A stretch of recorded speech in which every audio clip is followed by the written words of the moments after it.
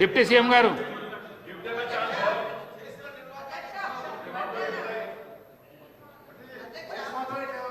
Deputy CM గారు మాట్లాడినాక madam గారు మీకు ఇష్టం మీరు కూర్చోండి. అధ్యక్ష 1 minute మాట్లాడితే కూర్చోండి. ఓపిక లేకపోతే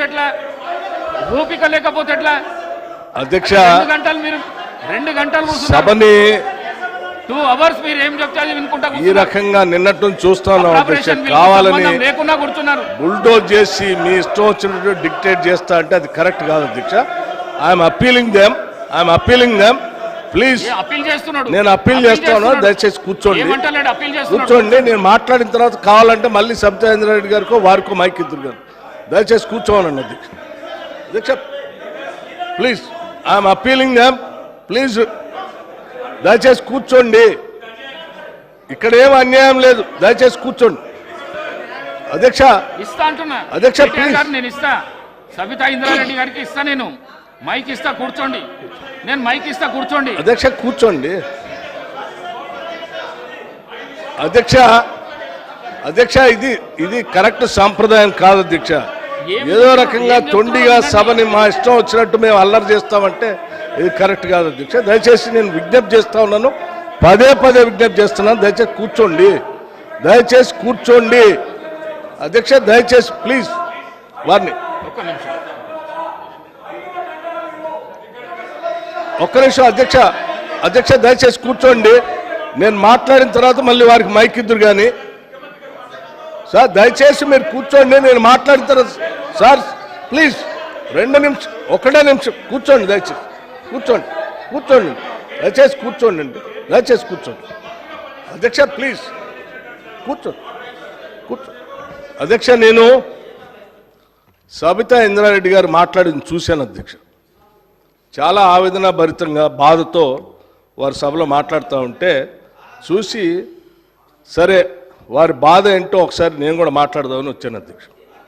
అధ్యక్ష కాంగ్రెస్ పార్టీలో 2004 కంటే ముందు వేరే పార్టీలో ఉన్నటువంటి సబితా ఇంద్రారెడ్డి గారిని కాంగ్రెస్ పార్టీలో చేర్చుకొని టిక్కెట్ ఇచ్చి వారిని 5 సంవత్సరాలు ఫుల్ ఫ్లెడ్జ్డ్గా మంత్రి చేసి 2009లో మళ్ళీ టికెట్ ఇచ్చి మళ్ళీ మంత్రి చేసి ఒక దశాబ్ద కాలం అధ్యక్ష అత్యంత ముఖ్యమైనటువంటి పోర్ట్ఫోలియోలు వారికి ఇచ్చి ఒక దశాబ్ద కాలం వారు మంత్రిగా కాంగ్రెస్ పార్టీ చేసింది అధ్యక్ష.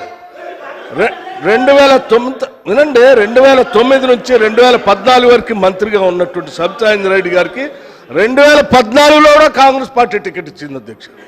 సరే దురదృష్టమో అదృష్టమో 2014లో కాంగ్రెస్ పార్టీ అధికారంలో రాలేదు, టీఆర్ఎస్ పార్టీ అధికారంలోకి వచ్చింది అధ్యక్ష. కాంగ్రెస్ పార్టీ బాగా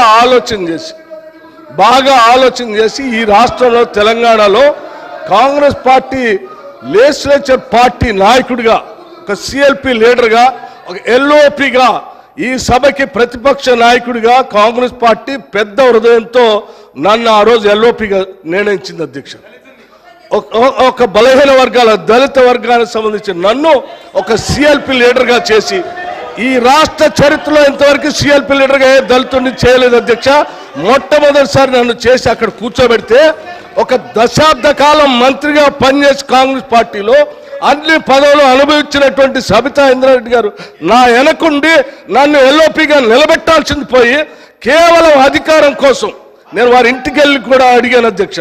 నాతో పాటు అనేక మంది నాయకులను తీసుకొని పోయి అమ్మ ఎల్లబాకండి, మీరు పోతే ఎల్ఓపి స్టేటస్ పోతుంది, కాంగ్రెస్ పార్టీ పరువు పోతుంది, 10 సంవత్సరాలు మీరు మంత్రిగా అనుభవించారు, మీరు ఇప్పుడు కూడా ఎమ్మెల్యేగా ఉన్నారు, కాంగ్రెస్ పార్టీ మీకు ఏం తక్కువ చేయలేదు, మీకు ఇంకా కావాలంటే ఇంకా చాలా చేస్తుంది, చివరికి మీ అబ్బాయికి పార్లమెంట్ సీటు కూడా కాంగ్రెస్ పార్టీ ఇచ్చింది, చేయబాకండి అని పదే బతిలాడితే వారు చేసింది ఏంది అధ్యక్ష?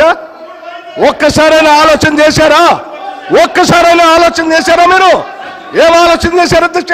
నీ అధికారం కోసం, నీ స్వార్థం కోసం కాంగ్రెస్ పార్టీ నిర్ణయం కాదని ఈ రాష్ట్ర చరిత్రలో ఎవరిని చేయలేకుండా నన్ను సిఎల్పి లీడర్గా చేస్తే అది లేకుండా చేయటం కోసం వదిలిపెట్టి పోయి టీఆర్ఎస్ పార్టీలో చేరినటువంటి వారు ఇవాళ బాధపడుతూ మాట్లాడుతున్న ఆవేదన చెందుతున్నా అంటే ఆవేదన చెందాల్సింది ఎవరు అధ్యక్ష?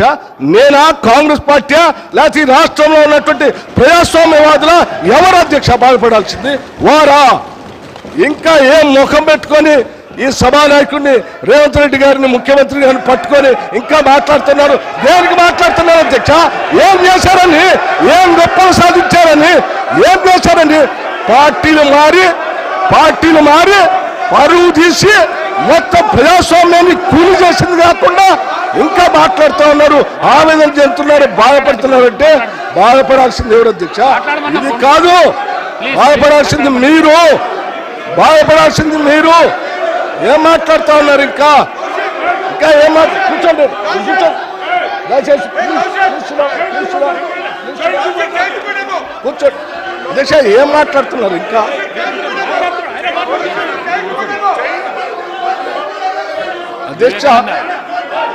వివేకానంద